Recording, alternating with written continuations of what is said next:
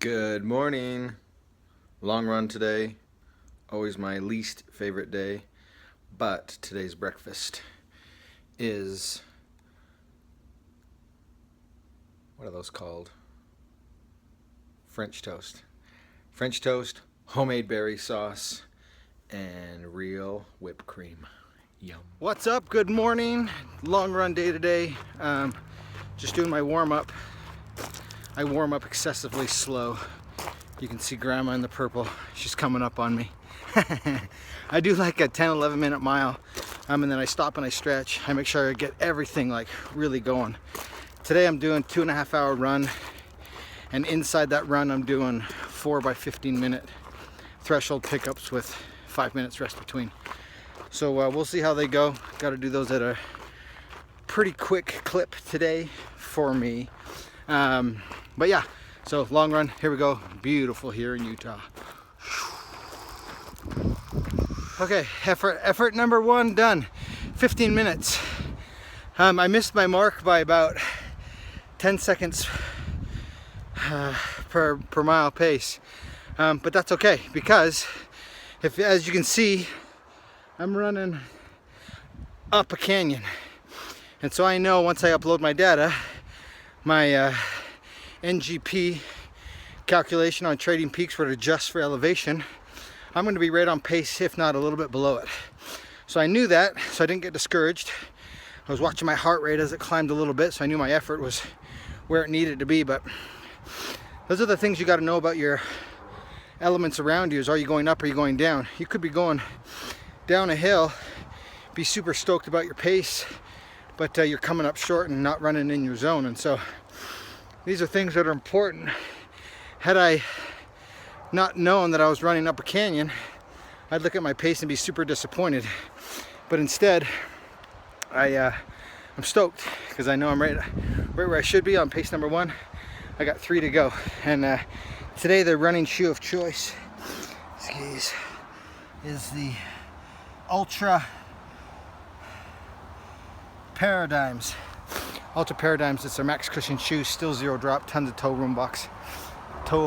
box area for my toes to spread out. So good start to my run so far. Boom. Repeat number 2 finished. Again, headed up the canyon still, so being conscious of that. Got my Garmin and my white gloves. They say if you wear white gloves, mentally you're faster. So I do every little thing I can to give myself a mental edge. But on my Garmin I show a couple things.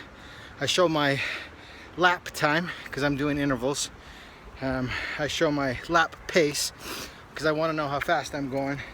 And then I've got my lap heart rate just as a secondary form of feedback. When running, we go off of pace. Pace for the most part is unbiased if you know your terrain. Heart rate just lets us know how our body's feeling that day and how it's reacting. But I like to know, and I like to train in pace zones, so that come race day I know exactly what my body can do coming off the bike. It's the opposite on the bike. On the bike you don't do miles per hour. Wind is too influential, and so you want to do it off of power. Power on the bike, pace on the run. Heart rate is a secondary form of feedback. So those are the things I have on my watch. That's all I care about when I'm running. And I got my music. 2 down, halfway. Sometimes that second one's always the hardest. Not really halfway, but now we're on the down slope. Doing good. Woo! Okay, 3rd one done. I had 3 goals today. 1, get my ass out here and do this run. 2, I had to cover at least 17 miles, so I made myself go out halfway. So I only have 1 more repeat, but I'm home, still a long ways from home, so that I'll finish the rest of my run, get in the whole time. So I always have this debate with my athletes about covering a certain distance and doing specific things inside your training to make you stronger. Mentally, these repeats are awesome because I know I'm never going to be running that fast in my Ironman. So it helps me get through those, knowing on race day I'm going to be running slower and I can handle that. And then 2, I'm training with a purpose. I'm not just out here working out. I'm actually training to do something. So priority number 1 is to get in the repeats. Priority number 2, get in the distance. And then number 3 is just get out here and have a good attitude. 4th repeat done. Today I'm fueling out of my Nathan fuel bottle. And I've got my Energy Lab nutrition in there. I just put 2 scoops, it's about 200 calories. On a long run, I don't eat or drink a ton. I had a great breakfast this morning and I know I'm close to food and I can fuel afterwards. I've got a few chomps in my pocket just in case, but just did my last repeat down the canyon, and I know what my heart rate was doing on those efforts going up, and so as I was running down, I was flying because I was coming down a canyon, and I just had to make sure that my heart rate was matched my effort. Cardiac drift was going to happen. I knew my heart rate shouldn't be lower. If anything, it should be a couple beats higher. So in order to ensure that I was going hard enough coming down the hill, which is hard to do, I took a peek at my heart rate and make sure that I was doing it right. So my pace should have been on. My heart rate was spot on. I'm happy. I'm done with my repeats. Now I can just cruise on home. Oh man, what a great day.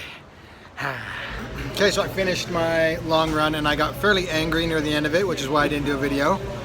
I've gone on record saying that I'm not the biggest fan of running, but I survived it. I got through it. My goal was to do today's workout and do the thresholds, and I did.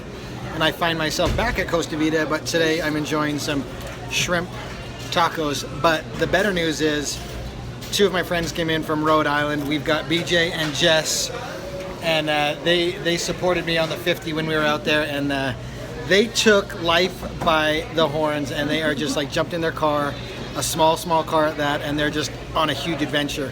And I love that they took that risk and that they're doing that. And they're just swinging by Utah on their way to some more adventures in California. And we're gonna do a podcast today, so keep your eye out for that.